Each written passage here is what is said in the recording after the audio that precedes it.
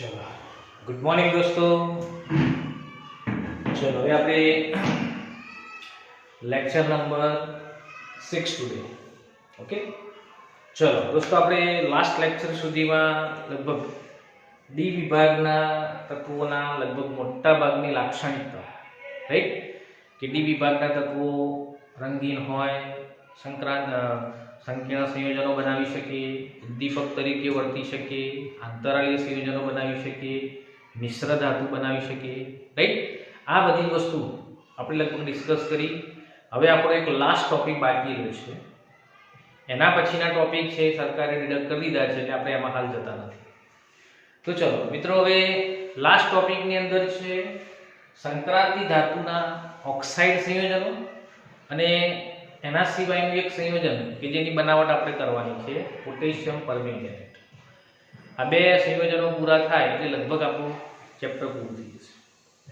ચલો તો મિત્રો એ જુઓ, સંક્રાંતિ ધાતુના ઓક્સાઇડ્સ, સંક્રાંતિ ધાતુના ઓક્સાઇડ સંયોજનો કોને કહેવાય અને સંક્રાંતિ ધાતુના ઓક્સાઇડમાં તમારે શું ધ્યાનમાં રાખવાનું છે? તો મિત્રો યાદ રાખો, સંક્રાંતિ ધાતુના ઓક્સાઇડ સંયોજનોમાં સંક્રાંતિ ધાતુ તત્વોના ઓક્સાઇડ છે એમાં કેવા પ્રકારના ઓક્સાઇડ બની શકશે? તો યાદ રાખજો મિત્રો, સંક્રાંતિ ધાતુઓ ખૂબ જ ઊંચા તાપમાને ઓક્સિજન સાથે પ્રક્રિયા કરી અને ઓક્સાઇડ સંયોજનો બનાવશે। આ ઓક્સાઇડ સંયોજનોમાં સ્કેન્ડિયમ સિવાયની બાકીની લગભગ બધી ધાતુઓ MO રાઈટ, MO એટલે સંક્રાંતિ ધાતુ સાથે ઓક્સિજનનો એક પરમાણુ જોડાયેલો હોય એ પ્રકારના ઓક્સાઇડ સંયોજનો બનાવશે। સ્કેન્ડિયમમાં કેમ શક્ય નથી? કારણ કે સ્કેન્ડિયમની અંદર +2 ઓક્સિડેશન અવસ્થા આપણને જોવા મળતી નથી, એની અંદર +3 જ ઓક્સિડેશન અવસ્થા જોવા મળશે। એટલે સ્કેન્ડિયમ Sc2O3 કેવો ઓક્સાઇડ બનાવશે? Sc2O3 પ્રકારનો બનાવશે। બાકીના MO પ્રકારનો ઓક્સાઇડ સ્કેન્ડિયમમાં તમને જોવા મળશે। ચલો હવે મિત્રો જો, આ ઓક્સાઇડ સંયોજનોમાં જેમ જેમ ધાતુનો ઓક્સિડેશનાંક વધતો જશે તેમ તેમ ઓક્સાઇડ સંયોજનોનું આયનીય લક્ષણ ઘટશે। જેમ જેમ ઓક્સાઇડમાં ધાતુ તત્વોના ઓક્સિડેશનાંક વધતા જાય, દાખલા તરીકે જો કે એક જ ધાતુની આપણે વાત કરીએ, એક જ પ્રકારની ધાતુ કે જેની અંદર ઓક્સિડેશનાંક +2 પણ હોય, +3 પણ હોય, +4 પણ હોય, +6 પણ હોય, +7 પણ હોય, તો +2 થી લઈને +7 તરફ જશો તમે તેમ તેમ એ ઓક્સાઇડનું આયનીય લક્ષણ છે એ ઘટતું જશે। ઓક્સાઇડનું આયનીય લક્ષણ શું થશે? ઘટતું જશે, સહસંયોજક લક્ષણમાં વધારો થશે। ચલો એ જ રીતે મિત્ર ખાસ રાખજો, આ બહુ જ અગત્યની વસ્તુ કે જે MCQ માં ખાસ કરીને પૂછાય છે કે આ ઓક્સાઇડ સંયોજનોમાં ધાતુ પરમાણુના ઓક્સિડેશન અંકના વધારા સાથે એસિડિક લક્ષણમાં વધારો થશે। બરાબર ધ્યાન રાખજો, અહીં ધાતુના ઓક્સિડેશન અંકના વધારા સાથે એસિડિક લક્ષણ વધશે, એસિડિક લક્ષણમાં વધારો થશે। એનો મતલબ શું થયો કે દાખલા તરીકે જો અહીં મેં કેટલાક ઓક્સાઇડની એસિડિક પ્રવણતાના ક્રમ લખેલા છે। હવે જો સેમ ધાતુ ઓક્સિજન સાથે જોડાઈને ઓક્સાઇડ બનાવશે તો પણ એની અંદર એસિડિક લક્ષણ અને આયનીય લક્ષણમાં ફેરફાર થશે। કેવી રીતે? કહી દો, CrO Cr2O3 CrO3 CrO4 2- Cr2O7 2- બધા જ ક્રોમિયમ અને ઓક્સિજનના સંયોજનો છે, બધા જ ઓક્સાઇડ સંયોજનો છે, પણ બધા જ ઓક્સાઇડ સંયોજનોમાં મિત્રો જો ક્રોમિયમની ઓક્સિડેશન અવસ્થા દરેકમાં અલગ અલગ છે। આમાં +2 +3 +6, આમાં પણ +6 છે, આની અંદર +7 છે। એનો મતલબ કે તમે આ બાજુથી આ બાજુ તરફ જશો તેમ તેમ ઓક્સિડેશન આંકમાં વધારો થાય। તો ઓક્સિડેશન આંકમાં વધારો થવાના કારણે શું થશે? તો ઓક્સાઇડ સંયોજનોની પહેલા તો એની આયનીય લક્ષણમાં ઘટાડો થશે, આ સૌથી વધુ આયનીય છે, પછી આમાં આયનીય લક્ષણ ઓછું, એમ જમણી બાજુ જશો તેમ તેમ આયનીય લક્ષણ ઓછું લાગશે। એના સિવાય શું થશે? તો એના સિવાય એની એસિડિકતા જે છે એ ખાસ ધ્યાનમાં રાખવાની વધતી જશે। કેમ? ઓક્સિડેશન આંકમાં વધારો થાય છે રાઈટ।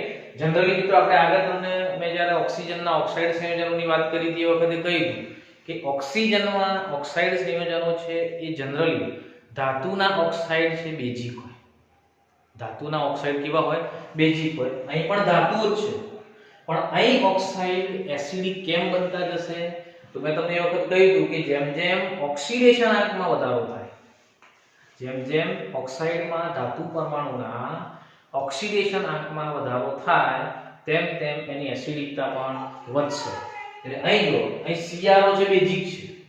CrO કેવો છે? બેઝિક છે. Cr2O3 છે એ ઉભય ગુણધર્મી છે. કેવો થશે? ઉભય ગુણધર્મી. યાદ રાખો, CrO છે એમાં બેઝિક લક્ષણ છે. આ બેઝિક છે, આ ઉભય ગુણધર્મી છે. ઉભય ગુણધર્મી.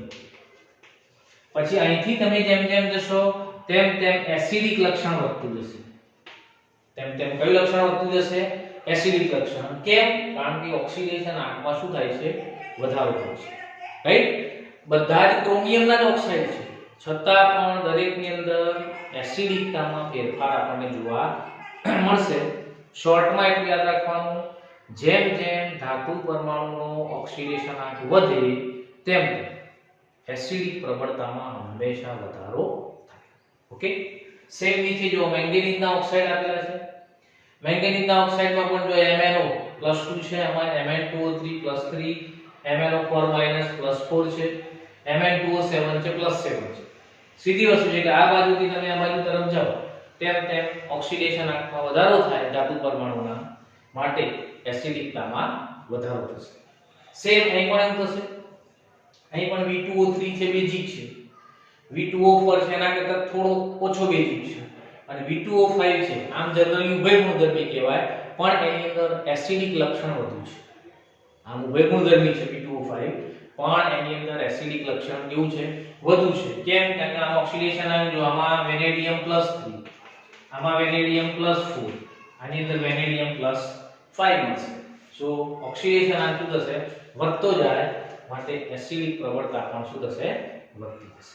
ઓકે? તો મિત્રો ઓક્સાઇડમાંથી આ ખાસ આ વસ્તુ યાદ રાખવાની છે. બીજું બધું એમાં પડવાની જરૂર નથી. એસિડિક પ્રબળતા અને આયનીય લક્ષણ, બે બાબતો આમાંથી તમારે ખાસ ધ્યાનમાં રાખવાની છે. રેડી? તો ઓક્સાઇડ સંયોજનોમાંથી આપણું ધ્યાનમાં રાખજો. ચલો, એના પછી બહુ જ અગત્યનું સંયોજન જે આપણને પરીક્ષાની અંદર એની બનાવટ તરીકે પૂછાય, અને MCQ ના પ્રશ્નમાં પણ ક્યાંક બનાવટમાંથી કોઈ પ્રશ્ન પૂછી શકાય. હવે જો મિત્રો, આમ તો આ ચેપ્ટરની અંદર બે સંયોજનો છે. એક છે પોટેશિયમ ડાયક્રોમેટ અને બીજું છે પોટેશિયમ પરમેંગેનેટ. પણ પોટેશિયમ ડાયક્રોમેટ છે એની બનાવટ આપણા સિલેબસમાંથી ડિલીટ કરી છે, એટલે આપણે આમાં જતા નથી. પોટેશિયમ પરમેંગેનેટ ખાસ સમજી લઈએ. તો ચલો મિત્રો, પોટેશિયમ પરમેંગેનેટ બનાવવો હોય તો બે તબક્કામાં બનશે. પોટેશિયમ પરમેંગેનેટ બનાવવો હોય તો કેટલા તબક્કામાં? બે તબક્કામાં બનશે.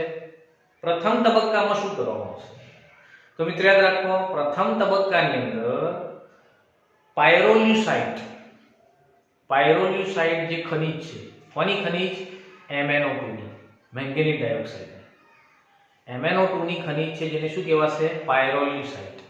તો પાયરોલ્યુસાઇડ જે MnO2 ની ખનિજ છે, રાઈટ?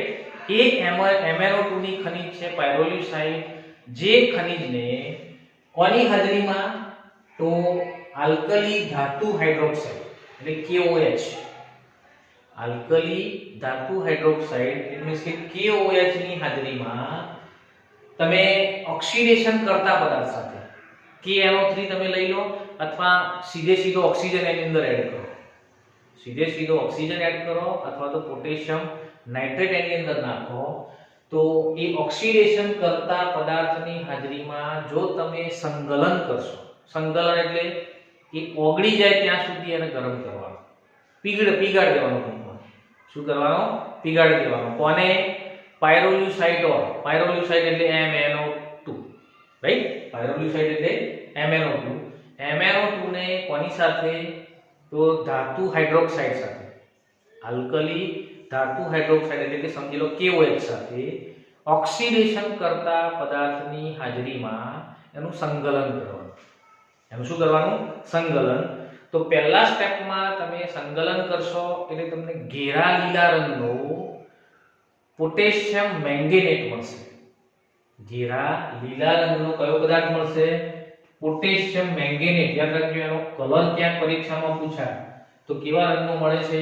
ઘેરા લીલા રંગનો K2MnO4 કહેવાય છે. પોટેશિયમ મેંગેનેટ મળશે. આ પોટેશિયમ મેંગેનેટને એસિડિક અથવા તો તટસ્થ માધ્યમમાં વિસમીકરણ પ્રક્રિયા કરાવો. ટૂંકમાં આપણે શોર્ટમાં એસિડિક માધ્યમ જ યાદ રાખો. એસિડિક માધ્યમમાં તમે જો પ્રક્રિયા કરશો તો વિસમીકરણ પ્રક્રિયા થશે અને વિસમીકરણ પ્રક્રિયા થઈ આપણને પોટેશિયમ મેંગેનેટનું રૂપાંતર શામાં જોવા મળશે? પોટેશિયમ પરમેંગેનેટમાં. એટલે કે K2MnO4 માંથી KMnO4 બની જશે. કયો બની જશે? KMnO4. દાખલા તરીકે જો પહેલી પ્રક્રિયામાં આપણે શું કર્યું? તો પહેલી પ્રક્રિયામાં MnO2 જેને પાયરોલ્યુસાઇડ ઓર કહેવાય, MnO2 ને આલ્કલી ધાતુ હાઇડ્રોક્સાઇડ KOH સાથે પ્રબળ ઓક્સિડેશન કરતાની હાજરીમાં આપણે આને ગરમ કર્યો. શું કર્યો? ગરમ કર્યો. ચલો એને ગરમ કર્યો તો પહેલા સ્ટેપમાં તમને ઘેરા લીલા રંગનો, કેવા રંગનો? ઘેરા લીલા રંગનો K2MnO4 પોટેશિયમ મેંગેનેટ મળ્યો પ્લસ ટ્વાઇસ H2O રિલીઝ થાય. રાઈટ? એટલે ફર્સ્ટ સ્ટેપમાં આપણને શું મળશે? તો પોટેશિયમ મેંગેનેટ મળશે. આ પોટેશિયમ મેંગેનેટની નેક્સ્ટ સ્ટેપમાં એસિડિક માધ્યમ માટે આપણે H2SO4 એડ કર્યો. તો એસિડિક માધ્યમમાં જ્યારે એની પ્રક્રિયા કરી ત્યારે તમને જો અહીં વિસમીકરણ પ્રક્રિયા થાય. કઈ પ્રક્રિયા થશે? વિસમીકરણ. વિસમીકરણ પ્રક્રિયાનો મતલબ શું થશે? કે પોટેશિયમ મેંગેનેટમાં રહેલા Mn નું અત્યારે ઓક્સિડેશન અંક કેટલો છે? તો અત્યારે Mn નો ઓક્સિડેશન અંક કેટલો થશે? તો અહીં MnO4 માઈનસ છે. MnO4 માઈનસ એનો મતલબ MnO4 માઈનસ 2 છે અત્યારે. તો MnO4 માઈનસ 2 છે તો માઈનસ 2 માંથી Mn પેલી બાજુ જશે એટલે શું બને છે? તો અહીં જુઓ, અહીં ઓક્સિડેશન અંક કેટલો થાય? તો અહીં 4 2 8 પેલી બાજુ જાય તો +8 એટલે અહીં Mn નો ઓક્સિડેશન અંક +6. અહીં KMnO4 માં કેટલો થશે? +7 થશે અને અહીં કેટલો થશે? +4 થશે. એટલે અહીં જો અહીં K2MnO4 માંથી KMnO4 બને છે વત્તા MnO2 બનશે વત્તા H2O અને વત્તા K2SO4 સલ્ફેટ મળશે આપણને પોટેશિયમ. તો અહીં યાદ રાખો મિત્રો, અહીં Mn ની ઓક્સિડેશન અવસ્થા +6 માંથી +7 થાય. એટલે Mn નું શું થયું? ઓક્સિડેશન થયું. +6 માંથી +4 પણ થાય છે એટલે Mn નું શું થયું? રિડક્શન પણ થયું. તો એક જ પરમાણુનું ઓક્સિડેશન પણ થાય અને રિડક્શન પણ થાય. આને વિસમીકરણ પ્રક્રિયા. કઈ પ્રક્રિયા કહેવાશે? વિસમીકરણ. એટલે અહીં મિત્રો યાદ રાખો, અહીં K2MnO4 ની વિસમીકરણ પ્રક્રિયા થશે અને આપણને પોટેશિયમ પરમેંગેનેટ KMnO4 વત્તા MnO2 અને બાય પ્રોડક્ટમાં પાણી અને K2SO4 પ્રાપ્ત થાય. અહીં જે MnO2 મળે છે એ MnO2 નો ઉપયોગ આપણે અહીં કરી શકીએ. અહીં આપણને જે MnO2 મળશે એ MnO2 નો ઉપયોગ આપણે ઉપરની પ્રક્રિયા માટે પણ કરી શકીએ છીએ. તો આ પ્રમાણે આપણને K2MnO4 માંથી KMnO4 નિર્વચ પ્રાપ્ત થશે. ક્લિયર? તો આ યાદ રાખો મિત્રો, બે સ્ટેપમાં પ્રક્રિયા થાય. પહેલા સ્ટેપમાં પાયરોલ્યુસાઇડની KOH અને O2 સાથે પ્રક્રિયા કરો તો K2MnO4 મળશે અને બીજા સ્ટેપમાં K2MnO4 ની એસિડિક માધ્યમમાં વિસમીકરણ પ્રક્રિયા કરશો ત્યારે તમને KMnO4 MnO2 મળશે. ઓકે? તો આ એની બનાવટ છે. હવે જો મિત્રો, આ બનાવટ છે એ બનાવટને જો તમારે ઔદ્યોગિક રીતે કરવી હોય, ઉદ્યોગોની અંદર આ જ બનાવટ કરવી હોય તો શું થશે? ધ્યાન રાખો, ઔદ્યોગિક રીતે જો બનાવટ કરવી હોય તો આ બનાવટમાં સેમ આટલા સુધી તો આના જ વિધિ કરવાની. સમજી લો, MnO2 માંથી K2MnO4 તો કરવાનો છે, બરાબર? પહેલું સ્ટેપ તો એના જ રાખવાનું. પણ જે બીજું સ્ટેપ છે, બીજા સ્ટેપની અંદર આપણે વિદ્યુત વિભાજનીય પ્રક્રિયા કરવાની. વિદ્યુત વિભાજનીય પ્રક્રિયા કરવાની લાઇટની હાજરીમાં. એટલે પ્રક્રિયા એકદમ સ્પીડમાં થાય. પ્રક્રિયા તમારી શું થશે? એકદમ સ્પીડમાં થશે અને ઝડપથી તમને નિપજ પ્રાપ્ત થશે. તો જો ઔદ્યોગિક ઉત્પાદન તમારે રીતે કરવાનું. એટલે જો ઔદ્યોગિક ઉત્પાદનમાં શું કરવામાં આવે છે તો ઔદ્યોગિક ઉત્પાદનમાં MnO2 નું પહેલું તો આલ્કલાઇન માધ્યમમાં સંકલન પ્રક્રિયા કર્યા બાદ મળતા મેંગેનેટ 6 આયન, આને મેંગેનેટ 6 આયન MnO4 જેને મેંગેનેટ 6 આયન કહેવાય, મળતા મેંગેનેટ 6 આયનના વિદ્યુત વિભાજનથી પર મેંગેનેટ આયન બનાવવામાં છે. યાદ રાખો મેંગેનેટ આયનમાં Mn નો ઓક્સિડેશનાંક +6 બને અને પર મેંગેનેટમાં +7 બનશે. આટલું યાદ રાખો. તો ચલો કેવી રીતે તો જો પહેલા સ્ટેપમાં તો આના જ પ્રક્રિયા કરવાની. પહેલા સ્ટેપમાં MnO2 ની તમે KOH સાથે O2 ની હાજરીમાં પ્રક્રિયા કરો, સંકલન કરો તો તમને MnO4 આ MnO4 એટલે શું? પોટેશિયમ મેંગેનેટ. આમાંથી તમે પોટેશિયમ કાઢી નાખો તો મેંગેનેટ આયન બની જશે MnO4 રાઈટ, જેને મેંગેનેટ 6 પણ કહેવાય. આયન કયો કહેવાશે? મેંગેનેટ 6. કેમ? કારણ કે એની અંદર Mn ની ઓક્સિડેશન અવસ્થા +6 છે. હવે આ જે મેંગેનેટ 6 આયન મળ્યો એ મેંગેનેટ 6 આયનનું આલ્કલાઇન માધ્યમમાં બેઝિક માધ્યમમાં તમારે વિદ્યુત વિભાજન કરવું. તો જો બેઝિક માધ્યમમાં વિદ્યુત વિભાજન થશે તો MnO4 આયનનું ઓક્સિડેશન શામાં થઈ જશે? MnO4 ion. રાઈટ, અહીં +6 માંથી +7 ઓક્સિડેશન આયન બની જશે.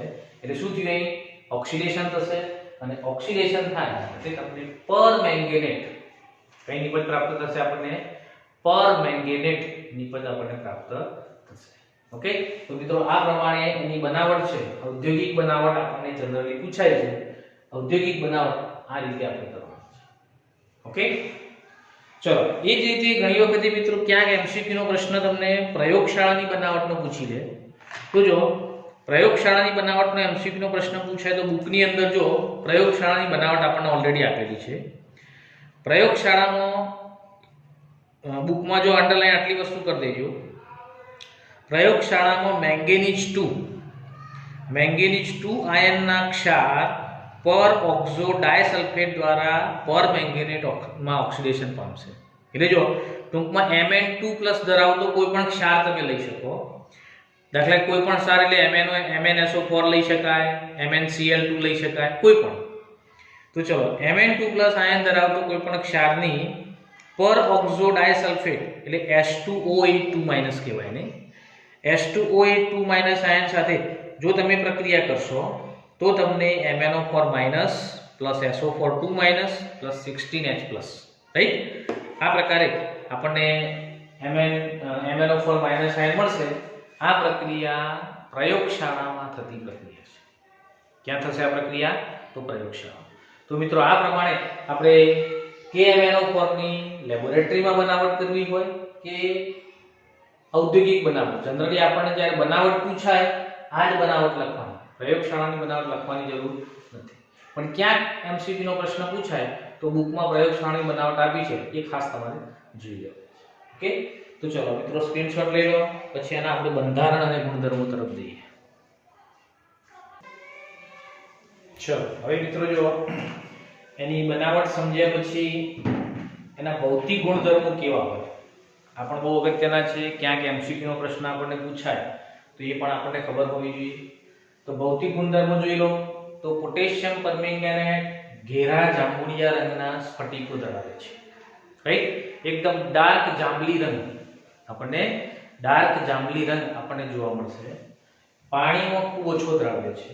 એની દ્રાવ્યતા 6.4 ગ્રામ પર 100 ગ્રામ H2O એટલે કે 100 ગ્રામ પાણીમાં 6.4 ગ્રામ એ દ્રાવ્ય છે. એટલે કે દ્રાવ્યતા 6.4% કહી શકાય.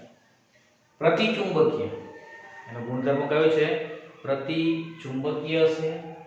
513 કેલ્વિન તાપમાને જો તમે ગરમ કરશો તો વિઘટન પામશે અને પર મેંગેનેટ આયન વત્તા MnO2 આયનની અંદર રૂપાંતર પામશે.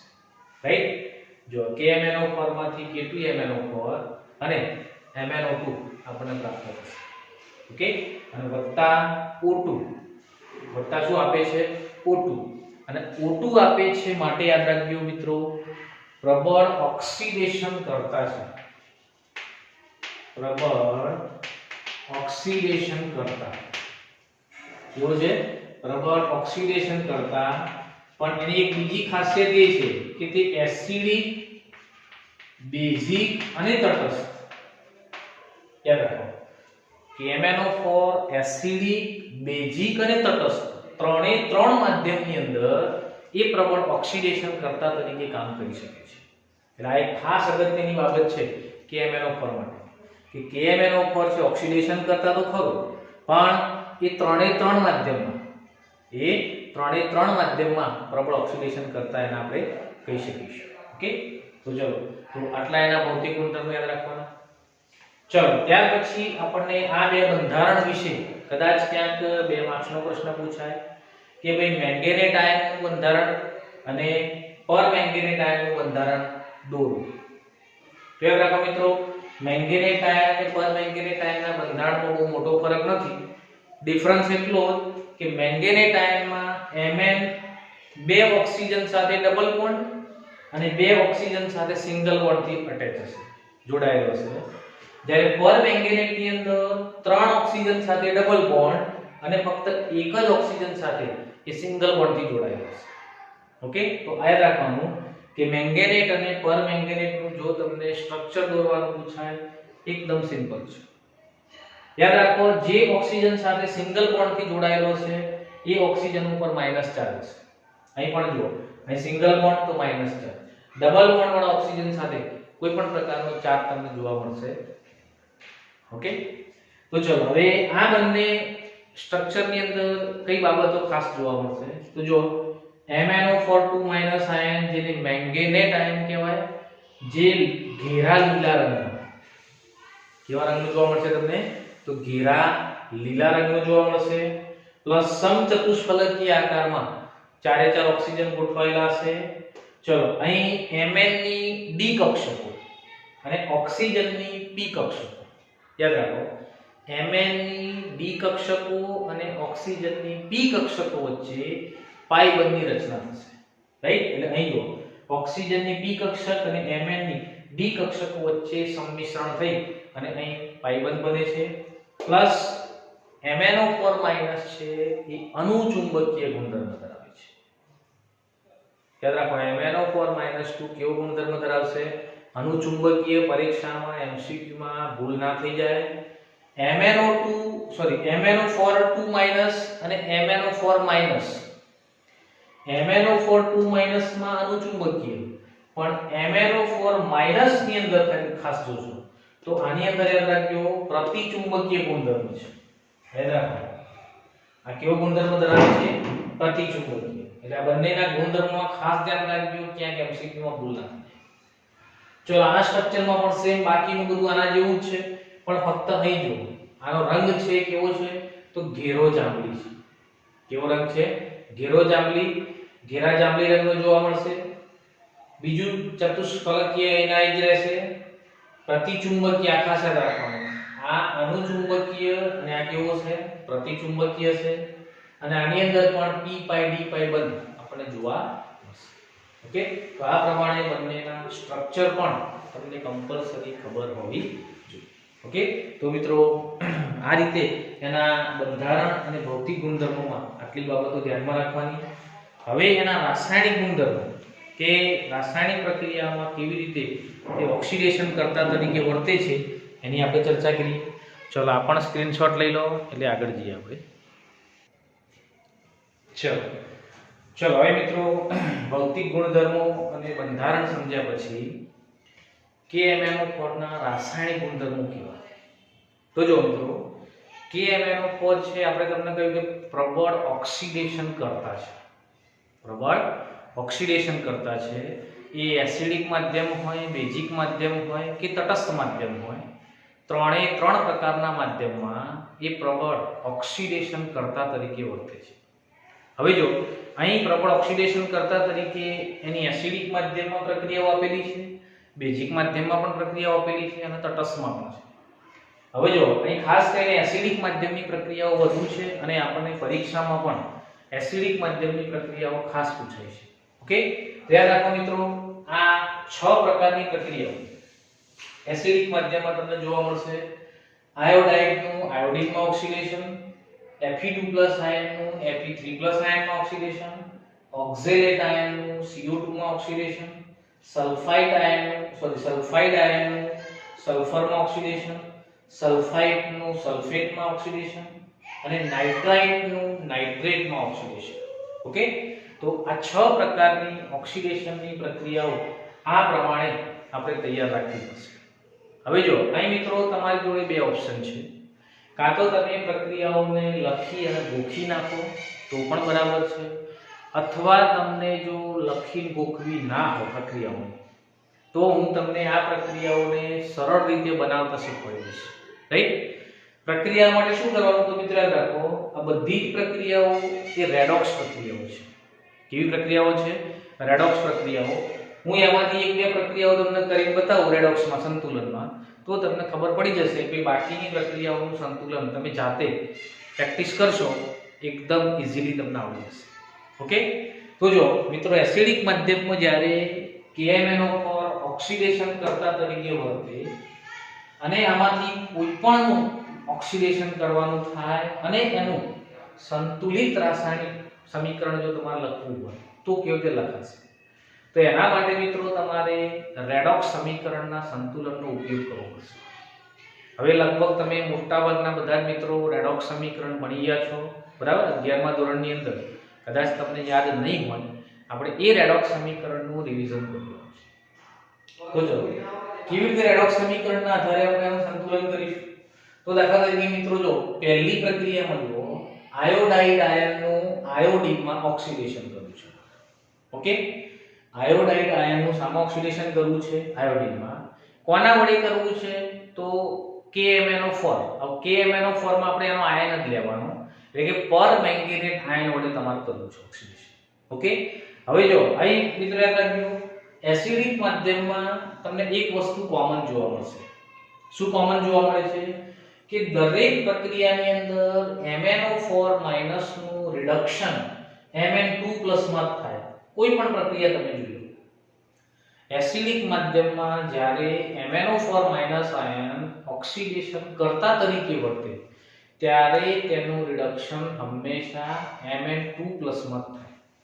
સમજ હશે? તો Mn2+ માં. ઓકે, ચલો કેવી રીતે હું તમને એક એક્ઝામ્પલ આપું, તમને ક્લિયર થઈ જશે. ચલો હવે આયોડાઇડનું આયોડિનમાં ઓક્સિડેશન કરવું છે. તો મિત્રો જુઓ, આયોડાઇડ એટલે I-. આયોડાઇડ કોને કહેવાય? I-. ચલો I- ની કોની સાથે પ્રક્રિયા કરવી છે મારે? તો KMnO4 માં કયો આયન છે? MnO4-.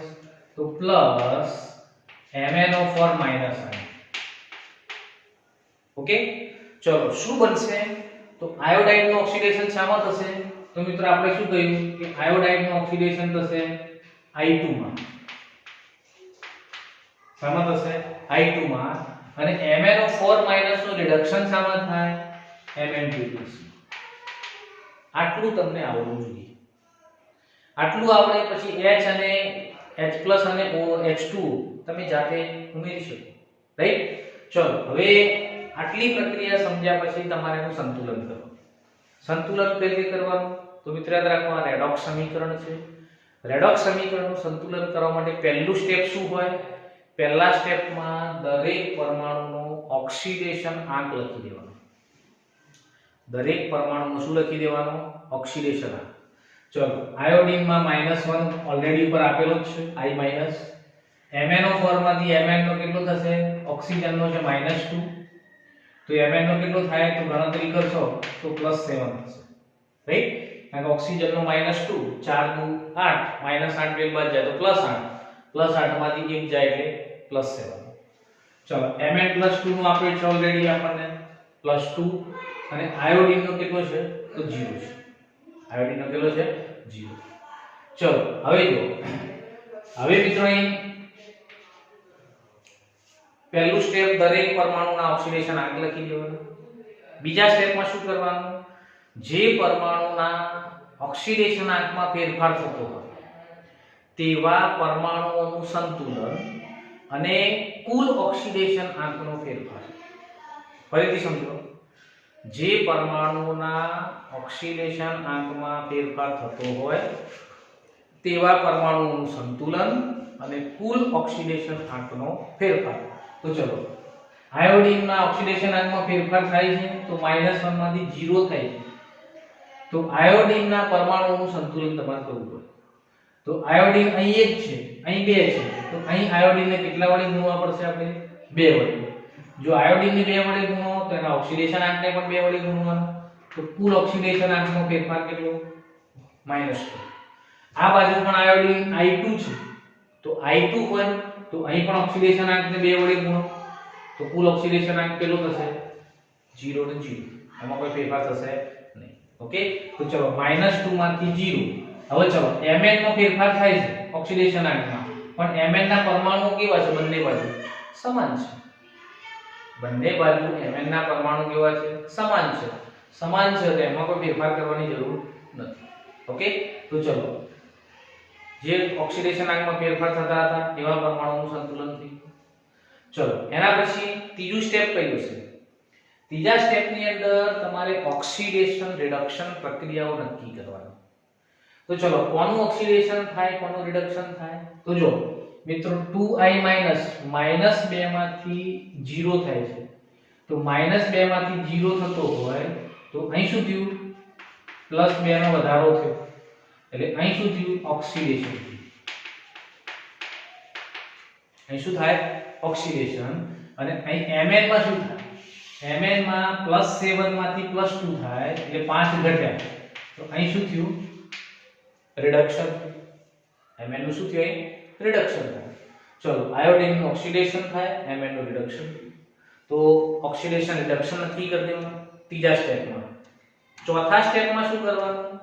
ચોથા સ્ટેપમાં બંનેમાં જો ઇલેક્ટ્રોનનો ફેરફાર જુદો જુદો છે. અહીં 2 ઇલેક્ટ્રોન વધ્યા જ્યારે અહીં 5 ઇલેક્ટ્રોન ઘટ્યા. તો એ બંને ઇલેક્ટ્રોનનો ફેરફાર તમારે સમાન કરવો પડે. હવે સમાન કેવી રીતે કરશો? તો સમાન કરવા માટે જો આ 5 છે, આ 2 છે, તો 2 વાળાને 5 વડે ગુણો અને 5 વાળાને 2 વડે ગુણો તો સમાન થઈ જાય. બંનેમાં 10-10 ઇલેક્ટ્રોનનો ફેરફાર. તો ચલો 2 વાળાને 5 વડે ગુણવા. 2 વાળા એટલે આયોડિન થી I2 સુધી, રાઈટ? એને 5 વડે ગુણવાના અને MnO4 અને Mn2+ ને 2 વડે ગુણવાના. તો ચલો આને 5 વડે ગુણો. 2 × 5. તો ચલો 5 વડે ગુણીએ તો અહીં 2 છે, 2 5 અહીં 10 થઈ જશે. 10i- અને અહીં 5i2. રાઈટ? આપણે 5 વડે ગુણી ગયા. ચલો આને કેટલા વડે ગુણવાના છે? આના 5 છે એટલે 2 વડે ગુણો. 5 × 2. તો ચલો 5 × 2 તો અહીં 2 વડે ગુણીએ તો twice MnO4 અને અહીં twice Mn2+. ઓકે, ચલો સંતુલન થઈ ગયું. હવે કમ્પ્લીટ સંતુલન થઈ જાય પછી તમારે અહીં આ ઓક્સિડેશન રિડક્શન પ્રક્રિયા ભૂસી નાખવાનું ચાલે. રાઈટ? અહીં આપણું કમ્પ્લીટ સંતુલન હવે થઈ ગયું છે. એટલે હવે આની જરૂર નથી, આ ભૂસી દેવાનું. ચલો હવે જો હવે આ પ્રમાણે સંતુલન થઈ ગયું. હવે છેલ્લું સ્ટેપ આપણું કઈ સ્ટેપ? છેલ્લા સ્ટેપમાં તમારે H અને O પરમાણુ એડ કરવાના. H અને O પરમાણુ એડ કરવાના. કેવી રીતે એડ કરવાના? તો જોયું, પહેલા ઓક્સિજન એડ કરવાના અને પછી H+ એડ કરવાના. હવે યાદ રાખો H અને O પરમાણુ એડ કરવા માટે જો માધ્યમ એસિડિક હોય, યાદ રાખો એસિડિક માધ્યમ હોય અને ઓક્સિજનની જરૂરિયાત પૂરી કરવી હોય તો H2O એડ કરવાના. અને જો માધ્યમ એસિડિક માધ્યમ હોય અને હાઇડ્રોજનની જરૂરિયાત પૂરી કરવી હોય તો H+ એડ કરવાના. ફરીથી યાદ રાખો, એસિડિક માધ્યમ હોય, ઓક્સિજનની જરૂરિયાત પૂરી કરવી હોય તો શું એડ કરવાનું? H2O. અને જો એસિડિક માધ્યમ હોય, હાઇડ્રોજનની જરૂરિયાત પૂરી કરવી હોય તો H+. તો શું એડ કરવાનું? H+. તો ચલો અહીં જો અહીં કેટલા ઓક્સિજન છે? 4 × 8 ઓક્સિજન. આ બાજુ એક પણ ઓક્સિજન નથી તો તમારે આ બાજુ શું ઉમેરવું પડશે? +8H2.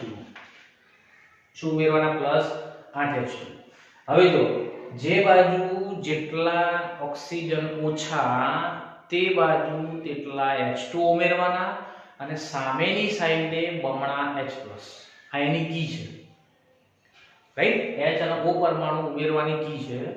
જે બાજુ જેટલા જેટલા ઓક્સિજન ઓછા હોય તે બાજુ તેટલા H2O અને સામે બમણા H+. સામે બમણા H+.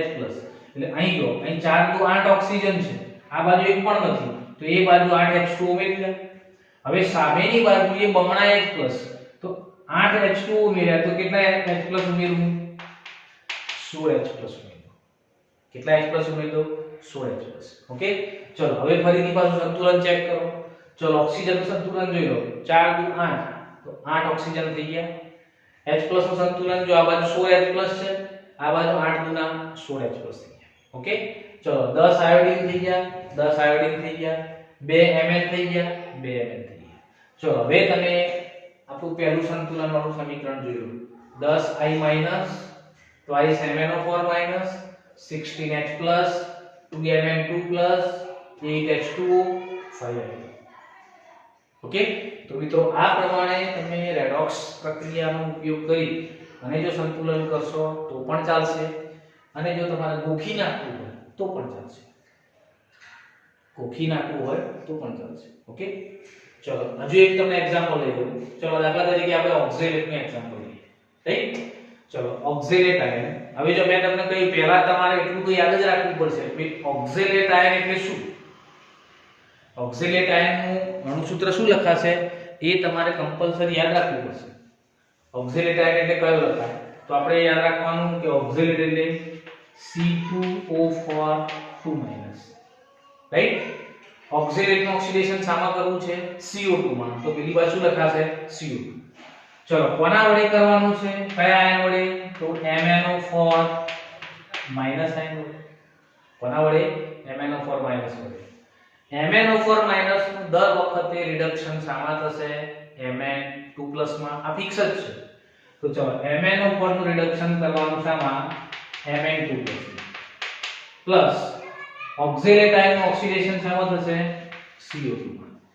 રાઈટ, આટલું તો પહેલા સમીકરણ તમને આવડવું જોઈએ, પછી સંતુલન થાય, પછી તમારે રેડોક્સ સંતુલન કરવાનું. ચલો રેડોક્સ સંતુલનમાં ફરીથી પહેલું સ્ટેપ શું કરવાનું? દરેક પરમાણુના ઓક્સિડેશન આંક લખી દો. ચલો અહીં ઓક્સિજનનું -2, કાર્બનનો કેટલો થશે? તો ચલો કાર્બનમાં જો ઓક્સિજન -2 હોય તો 4 ઓક્સિજન 4 દુ -8, -8 પેલી બાજુ લઈ જાઓ, +8 થઈ જાય. +8 માંથી 2 માઈનસ કરો તો +8 માંથી 2 જાય એટલે +6, +6 ભાગ્યા 2 એટલે +3. કયો થશે? +3. જો આ તે ગણતર ના આવે તો સાઈડમાં તમારે રફમાં ગણી કરવાનું ઓક્સિડેશન. ઓકે, ચલો MnO2 માં ફોર્મમાં તો ફિક્સ જ છે -2 + 7.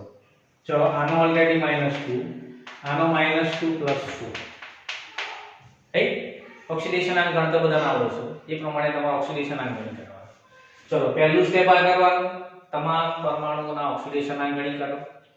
ઓકે, બીજા સ્ટેપમાં જે પરમાણુના ઓક્સિડેશન આંકમાં ફેરફાર થતો હોય તે પરમાણુઓનું સંતુલન અને કુલ ઓક્સિડેશન આંકનો ફેરફાર.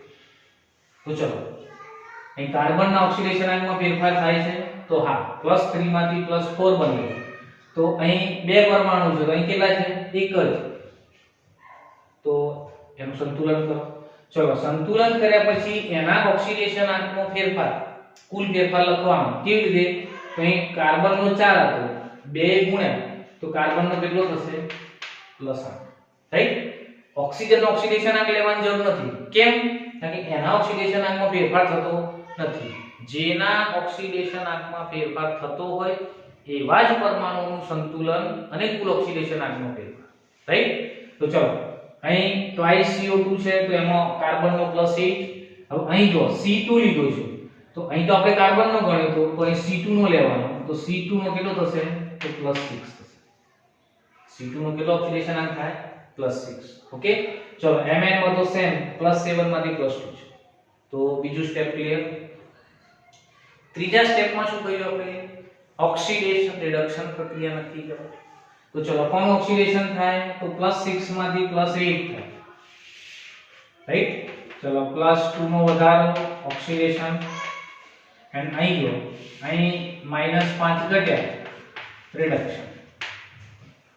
ઓકે, 2 વધ્યા 5 ઘટ્યા. ચલો હવે ત્રીજા સ્ટેપમાં ચોથા સ્ટેપમાં શું કરવાનું? ઇલેક્ટ્રોન સમાન કરો. અહીં 5 ઇલેક્ટ્રોન ઘટ્યા, 2 ઇલેક્ટ્રોન વધ્યા, તો બંનેનું સંતુલન કરવા માટે આને 5 વડે આને 2 વડે ગુણી કાઢો. તો ચલો આને 5 વડે ગુણું તો 5C2O4, તો આ બાજુ પણ 5 એ ગુણવા પડે, તો 5 એ ગુણ તો કેટલા આવશે? 10CO2. ચલો અહીં કેટલાય ગણવાના? 2, અહીં પણ 2. ઓકે, આટલું થઈ ગયા પછી આપણે આને પૂછી શકીએ. પછી આ બધું પૂછી ગયું, આપણું જે કામ હતું એ મેઇન થઈ ગયું છે. રાઈટ? ચલો હવે આપણે પૂછી ગયું. ચલો હવે H અને O પરમાણુ છેલ્લા સ્ટેપમાં ઉમેરો.